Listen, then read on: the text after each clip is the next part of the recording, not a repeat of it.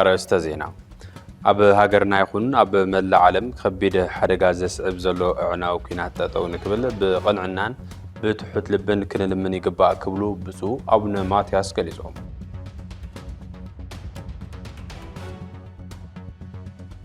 بعال شندا هلو سقم تقرأي تساوير خا كخبر كخلالو تواهيل عمزتي حوتي يمن أبو العليب بسعود عرب زدقفو حالتات منقست يمن بزفت أمو متقعتي زتغطوا لسبات كم زلو تحبلو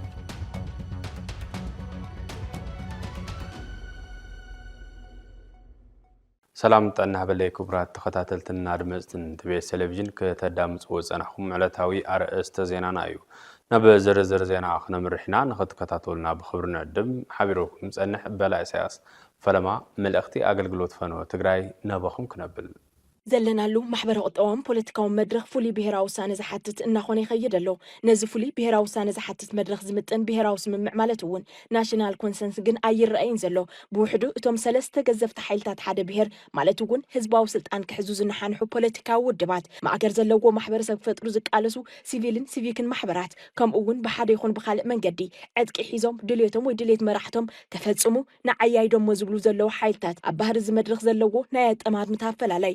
ጥማም ተፈላላይ ጥራሕ ዘይኮነ ናይ ወፍሪ ተቃርኖ ንህዝብ ትግራይ ተወሳኺ ዋጋ ናብ ዘኽፍል ጫፍ እንትወስዶ ይረአሎ ኣብ ባህሪ እቲ ዘለናዮ መድረኽ ዘሎ ናይ ረዳዳ ኣጋግን ከም እግርን ከበሮን ተበናጨረ ወፍርን እቲ ብሰንኪ ብልሽውናን ስንፍናን መራሕቲ ብሓደ ገጽ ብሰርቶም ዝተንበርከኸ ህዝብ ትግራይ ንምፍጣር ተሊሞም ዝንቀሳቐሱ ጸላእቲ ብኻልእ ገጽ ዝተፈጠረ ጽንታ ምዕልቦ ከይረክብ ካብ ምግባር ብተወሳኺ ዘቤታዊ ሓደሽቲ ናይ ተጻብኦ ብኹርታት ተፈጢሮም እቲ ንብሔራዊ ህላውኡ ንታሪኹ ንመሰሉን መንነታዊ ሕላገቱን ሰፍ ዘይብል ዋጋ ዝኸፈለ ህዝብ ትግራይ ببأس مرحتون نحن حليقاتون فحفح إلو كبتن أو زجبر فولي مدرخ نركب إذا ترازي كونس علم أبتنفس خلنا يكونات عوداتها كمن تقطع تقول له أبزلاتلو حيالات هاجرات نزلنا له زبا توقعت إيران وج كبد دوبن كرحقة أبزقوا يالو بزن بتن زخبابنا عدتاتن زحزهم حيلتاتن نكونات أبي ملء مدلاو أبزلوالو تجرايجن كوبايا ماينا أفا أخت إخلنا خرساسي إنا أبت سقايل زر زلوني حرام زكالسي نتي كابداس حزون زيت على حزبي قال أجوهنا ولد مخادو أي طرفن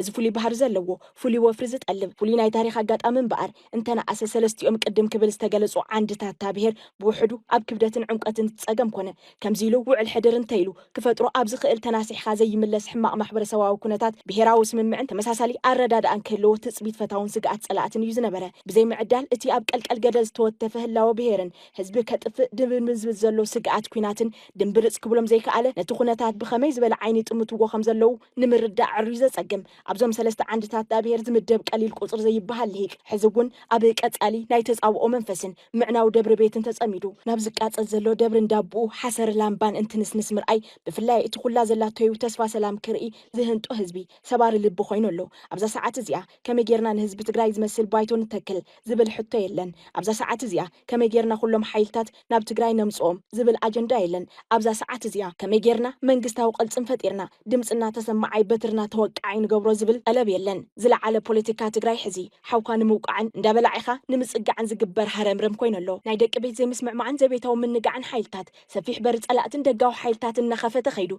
عام تقراي قوانا كما قلوب زقبر حما أمريت مهلاو مستعذبكا زعبا خايو حيلي كابزها نسكايو عدن استخل كايو سرعات النقيلو بغرصن تحستون مساسنكا أي نخونان أي تنكفنان أبزبل استدقدقا دنقرنا تشخيلكا بسامين دوبن بسماين مدرن أبي جزء هزبخا حوك زند مسقبركا ززنق حن ززبل حنات إركان مأخل حسابن فلتأتن كخون زقبو أزنبرا ودابة تازل على تنتانقو تروحم الدقيقام طرح زخوانة سب كمل أمس قبركا بدم دك هزب زمتا أنس أراو ناي سلام نفاس سبار وانبر كتكافل أبي قدم اتزامنك هزب زي تأمن كوينكا مسترخبكا بايت عد تخيلكا كم تزبهل أبي بركو أب كروع منفذ تأمامن هزبي كقصلكا بمسرح على شامس أجعن أبي أفافيتن داقتل تخان بدل تخان مستجنخا بس مخنيات دما من إسي زي بالله تقراينا ولدكا زتمزابل مملاس مو يترف لا لو جزءات محاسم مو يترف حزبون كالت انتا كفتر أبزخ العودة طفقات النخلتكا أبزخ ونسعاتن قصبة دنقص إلكا ناب نفسخا مملاس دو أي كألنيو أتم سباتي خونا مبالدو أي كألنيو بتزمت أنا لو من قدي كن كيدين خلن دو يبهالنيو ملس دو يقبرنيو فولي النت اتمدرخ ترديخا فولي مسرح نمت تتاودو أي قويينيو نزئين بقر إذا فولي بحر زلوو فولي وفرزت قلب فولي ناي تاريخ قات أمين انتنا أسه سلستيوم أكلات تابير مالتوون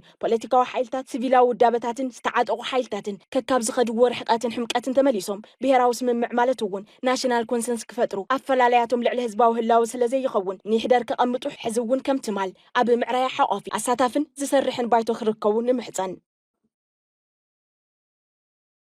ጾመ ፍልሰታ ክንጸውምን ከለና ንዝጠመዩና መገብና ንዝዓረቁና ኸደና ንዝሓመሙን ዝተኣሰሩን ድማ እናበጻሕናን ክኸውን ይግባእ ክብሉ ብፁዕ አቡነ ማትያስ ገሊጾም እቶም ኣቦን እዚ ዝገለጹ ጾመ ፍልሰታ መልኪቶም ኣብ ዝሃብዎ ኣቦኣዊ መልእኽቲ እንትኸውን ነቲ ኣብ ሃገርና ይኹን ኣብ መላእ ዓለም ከቢድ ሓደጋ ዘስዕብ ዘሎ ኣዕናዊ ኩናት ጠጠው ንክብል ብቕንዕናን ብትሑት ልብን ክንልምን ይግባእ ኢሎም ተወሳኺ ኣለና በስመ አብ ወወልድ ወመንፈስ ቅዱስ አሐዱ አምላክ አሜን። በሀገር ውስጥና በመላው ዓለም የምትገኙ የኢትዮጵያ ኦርቶዶክስ ተዋሕዶ ቤተ ክርስቲያን እምነት ተከታዮች በሙሉ የሰውን ወገን ለማዳን የልጁ ማደሪያ ትሆን ዘንድ ድንግል ማርያምን የመረጠ መፍቀር የሰብ እግዚአብሔር አምላካችን እንኳን ለ2018 ዓመተ ምህረት ጾመ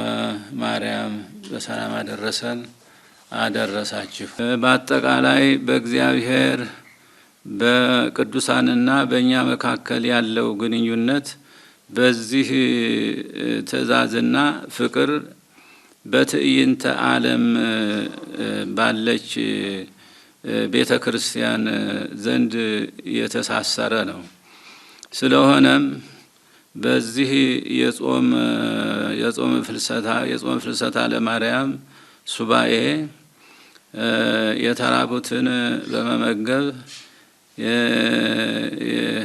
የታረዙትን በማልበስ የተጣሉትን በማስታረቅ የታመሙትንና የታሰሩትን በመጠየቅ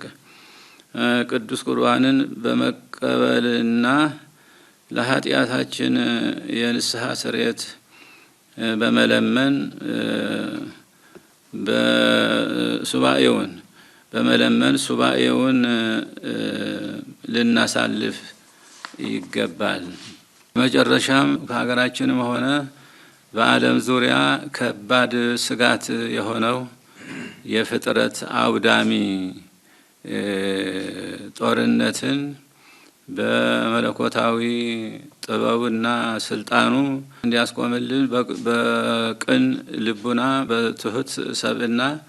ሆነን እግዚአብሔርን በዚህ ሱባኤ እንድንጠይቀው አደራ ጭምር አባታዊ መልእክታችንን በእግዚአብሔር ስም እናስተላልፋለን።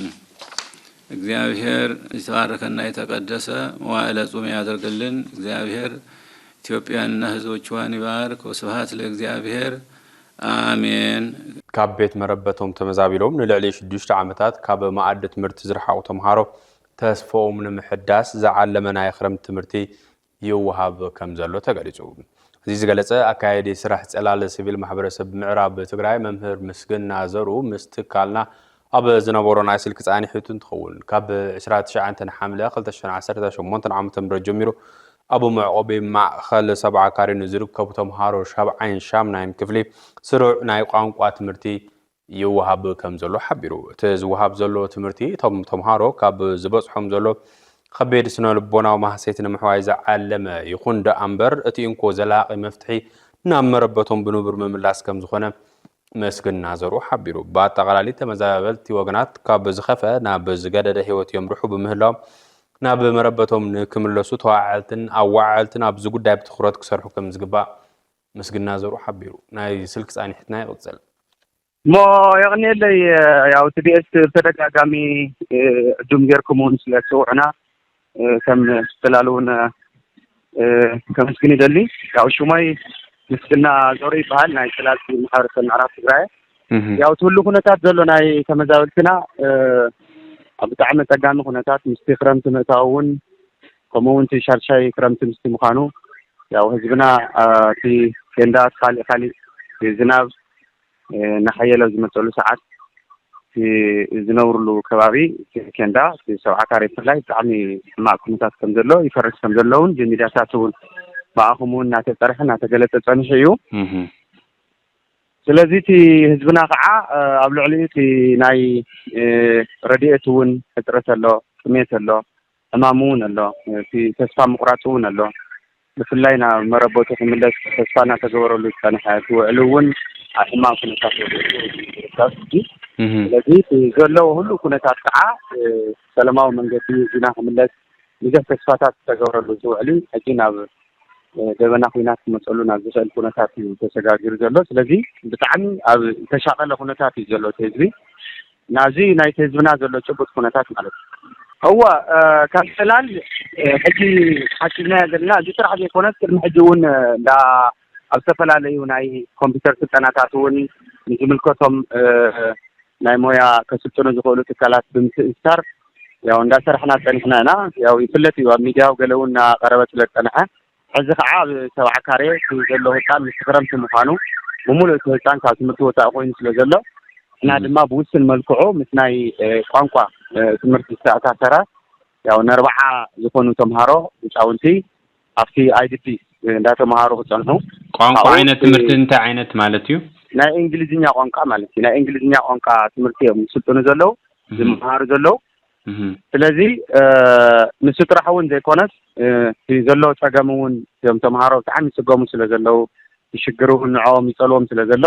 ካብኡ ውፅእ ኢሎም ተኸረምቲ እውን ኣብ ካሊእ ከባቢታት ካብ ዝውዕሉ ኣብ ትምህርቲ ክውዕሉ መንፈሶም እውን ክሕደሱ ከምኡ እውን ተስፋ ክህልዎም ጥራሕቲ ላንጉጅ ዘይኮነስ ተስፋኦም እውን ናይ ቀፃሊ ከም ህፃውንቲ ፅቡቅ ተስፋ ክህልዎም ከም ካውንስሊንግ ዝመስል ነገር እናተዋሃቡ ከምኡ እውን ላንጉጅ ናይ እንግሊዝኛ ቋንቋ ትምህርቲ እንዳተዋሃቦም እዩ ዝርከብ ማለት እዩ እቲ ትምህርቲ ናይ ሓደ ወርሒ እዩ ስልጠና ዝወሃብ ዘሎ እቲ እንግሊዝኛ ቋንቋ ኣብቲ ሰብዓ ካሬ ማለት እዩ ካብኡ እቲ እቶም ህፃውንቲ እቲ ዘለዎ ኩነታት ርዱ እዩ ካብ ትምህርቲ ወፃኢ ኮይኖም እዮም ዘለው ኣብ ዝተፈላለየ ትምህርቲ እናኸዱ ክመሃሩ እውን ዝፅገሙሉ ኩነታት እዩ ዘሎ እቲ ህፃውንቲ ምስ ምዃኖም ከዓ ኣብ ኬንዳ ኣብ ቁሪ ኣብ ገለ ክነብሩ ከለዉ ብሕማም ብዝተፈላለየ ምክንያት እናተሳቀዩ ብፍላይ ከዓ ብናይ ከምዚ ቆርበት ናይ ቆርበት ሕማም ምስተኣየር ዝተቃየረ መልክዑ ከምኡ ዓይነት ሕማመታት እውን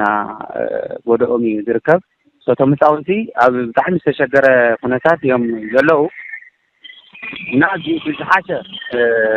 ትምህርቲ ክረኽቡ ዝሓሸ ገድኦም እውን ክኸድሉ ዝኽእሉ መንገድታት ክመቻቸወሎም ዝኽእል ኣለዎ እቶም ቆልዑት ማለት እዩ ንዑ ኢና ንሕና እውን ሕዚ ብዝተወሰነ መልክዑ እቲ ስልጠና እውን ንእሽተይ ግልል ኢሎም ካብቲ ዝበሃል ንወይኖም ክመሃርሉ ዝኽእል ካብ ተወሰኽቲ ናይ እንግሊዝኛ ስልጠና ናይ ካውንስሊንግ ናይ ተስፋ ናይ ዘይምቕሙቕ ናይ ንኸይቆርሱ ዝግበር ምክንያታት ኢና ንገብር ዘለና ማለት እዩ እቲ ናብ መረበትና ንምምላስ ኩሉ ዝምልከቶ ኣካል ያው ታውዒት ዝገብር ድምፂ ክገብር ክስእል ኣለዎ ብፍላይ ኣብ ዝሓፀረ ግዜ ምስ ዘሎ ኩነታት ንሪኦ ዘለና ያው ኬንዳ ምፍራስ ተጀሚሩ ኣሎ ይፈርስ ኣሎ ኬንዳታት ብምክንያት ዝናብን ካሊእን ያው ኣብ ሱዳን ዘሎ ህዝብና እውን ምስ ዘሎ ናይ ኩናት ድባብ እውን ኣብ ብጣዕሚ ጭናቅ ቦታ እዩ ዘሎ ስለዚ እዚ ኣብ ግምት ምእታው ብፍላይ ዝምልከቶም ኣካላት ለምሳሌ ከም ፌደራል መንግስቲ እዚ ትኩረት ገይሩ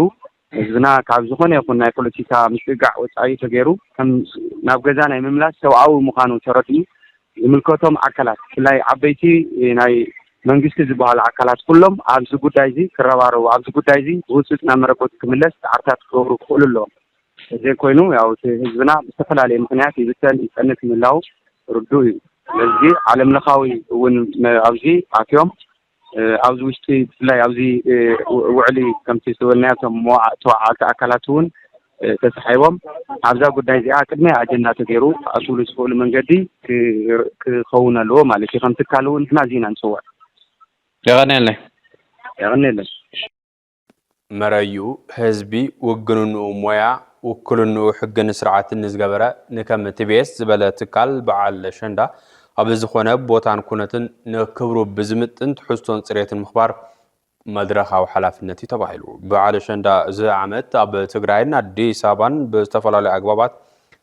ንምኽባር ምንቅስቃስ ተጀመረ እንትኾነ እቲ ኣብ ኣዲስ ኣበባ ዝፅንበል በዓል ቲቢኤስ ቲቪ ብቐጥታ ፈነወ ከመሓላልፎ እዩ ነዚ ኣመልኪቱ ትማሊ መብሰር መድረኽ ዝተሳለጠሉ ኮይኑ ነቲቢኤስ ወኪላ ኣብቲ መድረኽ ዝተረኸበት ጋዜጠኛ ሄለን ኪሮስ በዓል አሸንዳ ህልው ጸገም ትግራይ ተጻዊር ኸውን ተኾነ ክኸበር ዘለዎ ኢላ ሙሉእ መልእኽቲ ከም ዝጽዕብ ቀርብ እዩ ኣብ መድረኽ እዚ ኣብ ትግራይን ካብ ትግራይ ወፃን ዘለኽን ብመከራን ጸገምን ብቁስልን ናይ ኩናት ክፋእን ሓሊፍክን እዚ ናይ ነጻነት በዓልክን ንምኽባር ካብ ብሱል ጥረ ዕድል ዝረኸብክን TBS TV ካብ ንጹህ መንነትክን ኣንስታይ ክብርኽንን ተበጊሱ ማይንኮ እናበለ ዝጽውዐክን ደቂ ኣሸንዳ ዋላ እኳ ሕዚ እውን ውሽጥኽን ኣብ ዘይረግአ ኩነታት ኮንክን እተኽብርኦ ዘለኽን እንተኾነ እንኳዕ ንበዓል ኣሸንዳ 2018 ብሰላም መብጽሕክን ክብል ፈቱ ትካልና TBS TV ኣብ ሓጺር እዋን ምርግጋጽ ሕዌትን ዳግማይ ህንጸትን ኣብ ማእኸላይ እዋን ምግሃድ ናይ ለውጢ ባህሊ ኣብ ነዊሕ ድማ ምብሳር ዓለም ለኻዊ ውድድርን ውህደትን ዝበለ ዝተለጠጠ ስትራቴጂ ኣለዎ ካብዚ ስትራቴጂ እዚ ብምብጋስ ኣብ ሕሉፍ 2 ዓመታት ኣብ ሕዌትን ዳግማይ ህንጸትን ትግራይ ዝምእዘን ማሽን ዝእመን ትካል ዝለኣኽ ሓይሊ ኮይኑ እዩ ኣገልጊሉን ዘገልግል ዘሎን بأمنة TBS إديتوريال قلت في حويت زبنا خونا داغماي هنصت عدنا زرغاغص اب اوالدن دق انستيون بزسرح فولي ناي حويت سراحن ناي داغماي هنصتن وفرن يو بمخانو ام مدبانا زيناتاتنا نزي اعريو ادلاي كفال محبرسب زملكت تحستو انافرين انافنون مصيو نمنتاي حويت دق انستيو حويت حزبي سلازخونه እዚ አሸንዳ ንሰላም ብዝብል መሪሕ ቃል ብንፉዓት አዳለውቲ ኩነት VIP ኢቨንትስ ከምኡውን VIP ክለብን ሚላኖ ሆቴልን ተዳልዩ ብትካልና TBS TV ብቀጥታ ፈነወ ቅድመ ኢቨንት ትሕዝቶታት እናዳለወ ዝቀርብ ምድላው ኣብ ኮንቬንሽን ሴንተር ስርሐይልና እንትንሕዞ ነተን ፍጥረት ሰብ ክስከሞ ዘይኽእል ጉድ ተሰኪመን ክምስ ዝብላ ጽሩያት ደቂ ኣንስትዮ ትግራይ ኣካል ሕዌተን ደኾን ምዃን ይከኣል ካብ ዝብል ልዑል ማሕበረሰባዊ ሓላፍነት እዩ ኣብዚ ሓጢኣተን መከራ ዝተሰከማ ደቂ ኣንስትዮ ትግራይ ዕረፍቲ ይግበአን ኣብዚ ጥፍኣተን ዝተቐጽዓ ደቂ ኣንስትዮ ትግራይ ሕዌት የድልን ኣብ መዓልቲ ናጽነተን ክዘላ ኣብ መዓልቲ ክብረን ዘውዲ ንጽህና ክደፍኣ ከም ድላይን ከም ባህገን ክኾናን ንኣንስተን ዝምጥን ሓላፍነት ተመልኦ ናይ ሓጎስ ወርሓት ክሕልፋን ይግባእ ሰላም ኣድላይ እዩ እናተይልና ሰላም ዘደሊ ንደቂ ኣንስትዮ እዩ እዚ በዓል ኣብ ፍሉይ ፖለቲካውን ጸጥታውን መድረኽ እንኽብሮ ዘለና በዓል ምዃኑ ዝፍለጥ እዩ መርአዩ ህዝቢ ውግንንኡ ሞያ ውክልንኡ ሕግን ስርዓትን ንዝገበረ ንከምከማና ዝበለ ዝኾነ መድረኻዊ ሓላፍነት እዩ ትካል ግን እዚ በዓል እዚ ኣብ ዝኾነ ቦታን ኩነትን ብዝምጥን ትሕዝቶን ጽሬትን ምኽባር መድረኻዊ ሓላፍነቱ እዩ ነዚ እዩ ድማ TBS ኣብ ሓደጋ ሙራድ ሳተላይት እውን ኮይኑ ነዚ ድሙቕ በዓል በቲ ዝተፈጠረሉ ትሕዝቶ ናይ ምቕጻል ልዑል ዓቕሙ ደጊፉ ንታሪኽ ዝተርፍ ስራሕ ንምስራሕ ተበግሶ ወሲዱ ናብ ስራሕ ኣትዩ ዘሎ ንኣሰናዳእቲ እዚ በዓል ንVIP ኢቨንትስ VIP ክለብን ሆቴል ሚላሎን ልዑል ምስጋና እናቕረብና እዚ ልዑል ህዝባውን ሃገራውን ትርጉም ዘለዎ ብቐጥታ ፈነወ TBS TV ዝመሓላለፍ ናይ 3 መዓልቲ ምድላው ስፖንሰር ብምግባር ብጥምረትን ውህደትን ብምስራሕ ዋጋ ክፍፍል ወይ ኮስት ሼሪንግ ብምግባር ሓቢርኩምና ክትሰርሑን ንኹለኹም መንግስታውን ዘይመንግስታውን ትካላት መልእኽትና ንሕልፍ ደጊመ ንኹለኽን ከማይንኮ እትረፋ ደቂ ኣሸንዳ እንኳዕ ንበዓል ኣሸንዳ ብሰላም ምጽሕክን ኣብጽሕና ክብል ፈቱ በተዛማድ ዜና በዓል አሸንዳ እዚ ዓመት ኣገዳስነት ሰላም ንደቂ ኣንስትዮ ብዘጉል መንገዲ ክበዓል ክትብል ንኣሰናዳእቲ እዚ ኣብ ኣዲስ ኣበባ ዝካየድ ዘሎ ጽምብል ወኪላ ዝተረኸበት ሮዳስ ሚዛን ገሊጻ ሮዳስ በዓል አሸንዳ ናይ ክብርን ንጽህናን በዓል እዩ ክትብል እያ ዝገለጸት ተወሳኺ ኣለና እንኳዕ ንበዓል አሸንዳ ብሰላም ኣብጽሕኩም ኣብጽሕና ዝኸበርኩም ዕዱማት ተጋይሽ ዝኸበርኩም ሰብ ሞያ ሚድያ ዝኸበርኩም እዚ ምድላው ብሚድያ ተከታተልዎ ክቡራት ዝኸበርክን ደቂ ኣንስትዮ አሸንዳ ኣቐዲመ እንኳዕ ንምድላው በዓል አሸንዳ 2018 ዓመተ ምህረት ብሰላም ኣብጽሕኩም ኣብጽሕና እዚ ኣብ ብጣዕሚ ዝተፈለየ ግዜ ኮይና ንምብዓል እንደለወሉ ዘለና በዓል አሸንዳ ትካልና VIP ኢቨንት ምስ VIP ክለብ ሚላኖ ሆቴልን TBS ቴሌቪዥንን ብምዃን አሸንዳ ንሰላም ብዝብል መሪሕ ቃል ኣብ ኮንቬንሽን ሴንተር بدمقت مخبار ملء مدلوات غيرنا لنا ولا كو قديمون አሸንዳ ኣብ አዲስ አበባ ብድምቀት ዝኽበር እንተነበረ ሎሚ ድማ ብዝተፈላለየ ምኽንያት ብዙሓት ሰብዋና በዓል ዝኾና ደቂ ኣንስትዮ ትግራይ መጽኤን ስለ ዘለዋ ኣብዚ መዓልቲ ነፃነተን ተረኺበን ብነፃነት ከኽብራ ደጊመ ፃውዒተ የቕርብ ብምኽንያት መዓልቲ ናጽነት ደቂ ኣንስትዮ ዝኽበረሉ መድረኽ ምድላዋትና ብዙሓት ትካላት ስፖንሰር ክትገብርውን ሓቢርኩምና ክትሰርሑን ድማ ፃውዒተ የቕርብ ነሓስ 16 17 18 كل خنوالد عبد مقبع على شندا عب كونفنشن سنتر الرخبنا نخل خن تختلت أمنة كريستنا دما استقدست فلسطة يقبرلنا ساقا من مكران تقرأي تعالو دك تقرأي عب بيتنن مربتنن بعلى شندا زخبرال عدل كم تشاشو كم زقبا ساقلس أول أبزي مخفات مدرخيو أبتي بعل ترخيبهم عشان دان نزاز أنبلو كيين توكيلهم استرخبو كيين تنز تفل على دك عشان دان زحلفو ملغتي كم زسعب تواري دلو تخطاتي لان ملس ያው አርቲስታት ወኪለን እሽተይ ክዛረብ በጣም ህንግንደስ ይላል አሸንዳ ለማ አንተ ምስለን ዘሎ ያው ትግራይ ዘላቶ ኹነታት እሽተይ ክብድ ስለዝብል አዲስ አበባ ንኽብረለና ነበር ያው ብዙ ዓመት አመቀለና ኣብ ተንቤን ልሙድ በዓልና የአሸንዳ ስለዚህ ንቀጻለ ዓመት ሰላም ከይኑልና ተመሊስና ዓድና በትግራይ ከም ንኽብሮ በዓል ሙሉእ ተስፋዬ እርግጠኛው እኔ ምስ ፈጣሪ ጽቡቕ አሸንዳ ክንኽብር ኢና ንቀጻለ ዓመት لو ما عمت جن بحالنا سكع زخنا أبزلنا أنا حالي أبزل العالم كله بحاله خبر سلزلوا عشان ده أبدي سببا VIP event مثل VIP lounge بمتحضر أو ميلانو ونلو صبوا زخنا بعلا عشان ده خنا خبر أبزي أبدي سببا أب conviction center تبعيلو له سلزي بمولخن متخن تجددت بحالنا نعلم ننصبر قالوا أو كبير خناتات كناون كم نحبر كم نخبر تجارب نرى اللي يخون مت بق كم زي ملك عقل كنت مزع تسفان نقبر ياو بقدم حمشت تكيتي لقالاتي نيرانا لما عم تخاف زي مدرخ كنا تراسينا حمشت وسيق اللي 10 تكيت كشلم يعني بنايو على الدكتور ستيس لازم ملكا لحنا مزع زاري توبت وانوكيز يوم توبت وانوكيز ደቡብን ሞላ ደቡብን ወላይታ ሐዋሳ አርባ ምንጭን ሁሉንም ያሉ አርቲስቶችን ወክዬ ነው አሸንዳ በዓል ማለት ያው እንደ ጫምበላላ እንደ ጊፋታ እንደ ሬቻ ነውና የትግራዋይ ትልቅ ደማቅ በዓል ነው ስለዚህ ይሄንን ከኛ አካባቢ ከሐዋሳ ከደቡብ ሁሉም ያላችሁ ከአዲስ አበባም ያላችሁ ሁላችሁም የፊታችን ነሐሴ 16 እስከ 18 ባለው ኮንቬንሽን ሴንተር እንዳትቀሩ እያልኩ እኛም አለን حزللناዮ ኣነ ሓንቲ ካብዘን መቐለ ለነበራ ሰባት ቢዝነስ ኦነር ቱር ኦነር እያ ኣብ ዓፋርም ሰመራም አዲስ አበባም መቐለም ክንብል ብዙሕ ዓመታት ላተዘዋወርና ምስ ስራሕና አለ ቱር ጻዓዱ ቱሪስት ፈረንጂ ኣብ ንጎብነሉ ሰዓት كزار تلقو قبل تجانخو بوتا أمولو إثيوبيا عشان ده لحلفكو إيمت إيه بزح عمتات عشان ده لبالكن قبل تنلفلت بعد يقولين anyways كاو لو عفار نقتلنا أو عفار مثل لو تجارم تعادو توريستم مقالة كل تلقو بعوي وجزاي لسه لقنا لنبرلو and أدي سوالك كنا تلقو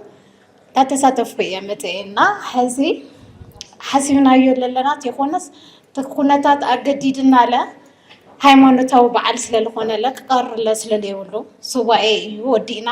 ሓጎስና እንገልጸሉ ናጓላት በዓል ስለሆነ ሓደ በቃ ምንም ኖ ዶብት ካልኣይ ለለ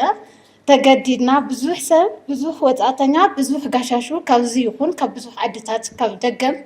ላብ መቐለ ልፈሰሉ ሰዓት ነይሩ አሸንዳ እስካዕ ንፈልጦ ሕዚ ንኽእል ተገዲድና ኩለና ኣብዚ ተመፂና ኣብዚ ተኣኪብና ስለለና ናይና አሸንዳ ፎቶውቲ ንሕና በዓልና ይልኾንና ኢና ብሓደ ተኣኪብና ነኽብሮ ኔና ጀስት ፖለቲካ ካልእ እዩ እዚ ሃይማኖታዊ በዓል እዩ ካልቸር እዩ and then it's being like unite ምዃን ኣብልብል እዩና ተኣኪብናስ ብሓደ ኢና ኔናና ናጋ ለዓመታት ኣብ ዓድና ለነኽብሮ ኢና ሶ ክዝለል የብሉ ይብልብል እዩና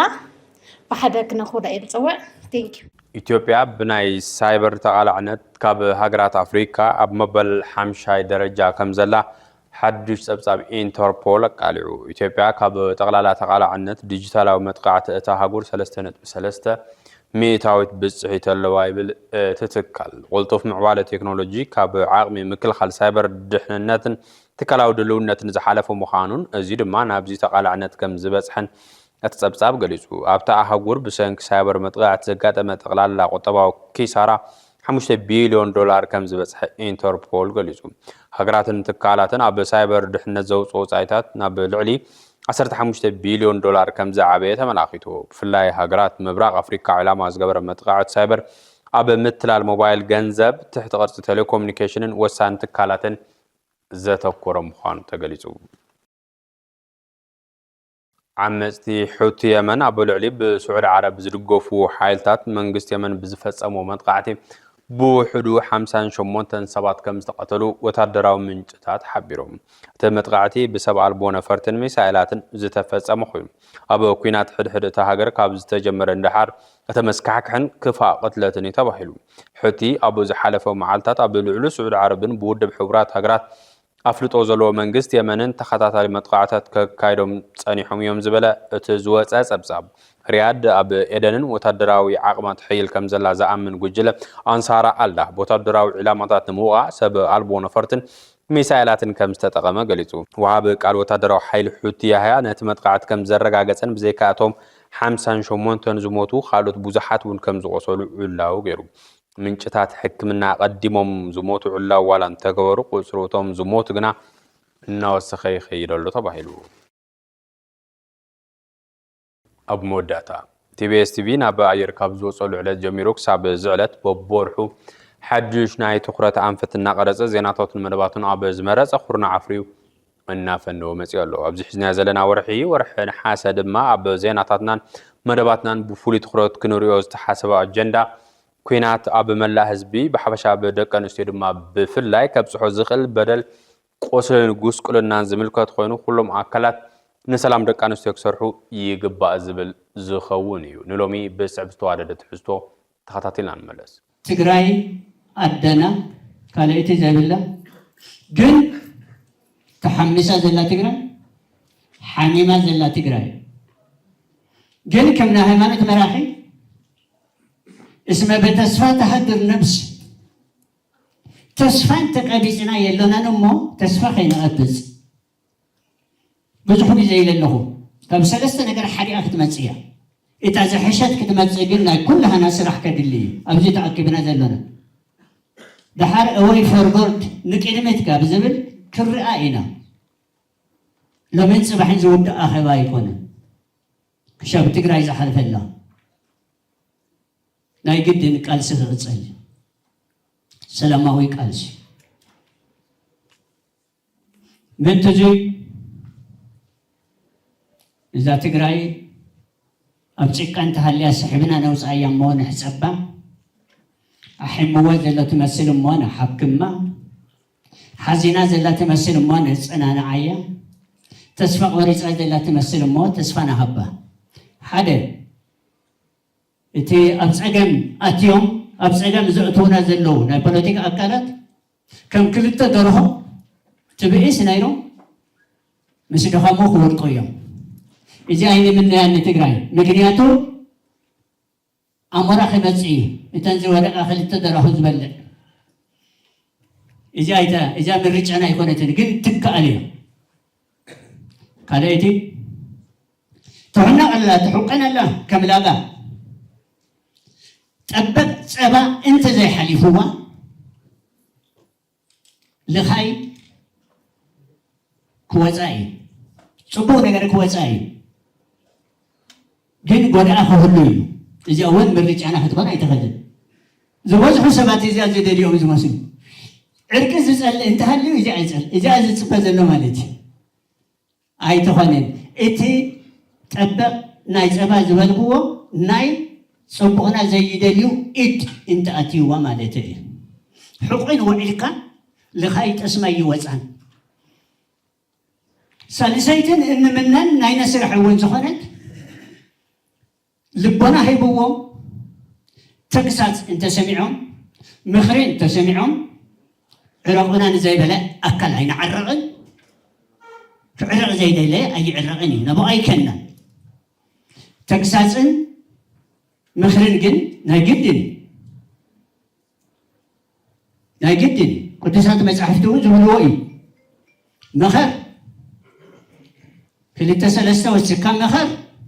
انت أبيو نزم الكتو أكل مقر وقيزي يزمن نفسي زي كبس حنا تسفاني قبل من تزي بقلسي ناي بريتوريا وعلي زي تفزمه أبا أز نبرو بزعو زصنعو صحف كم سؤالنا أيام صحف بصحف غيرهم كنا قرونا أيام ناي بعلتنا قدلتي ناي بعلتنا قدلتي من تزي نتأرر نمعرر نمخاخر تقراين تقارون ماخذ زقبرة سرح نسرح